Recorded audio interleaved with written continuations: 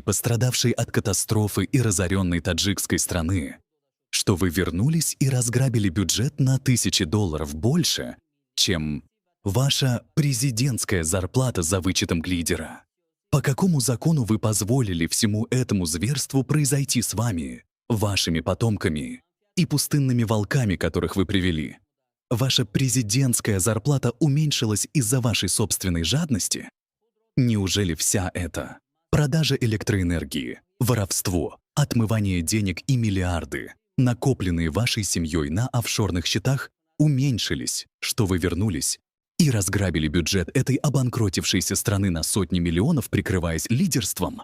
Сколько денег у вас осталось? И куда вы денете все эти миллиарды? Или вы везете доллары на тот свет? Или детская болезнь в форме синдрома повторного обнищания все еще заражает тебя, твоих потомков и последователей? Убирайся, убирайся! Это президентство незаконно.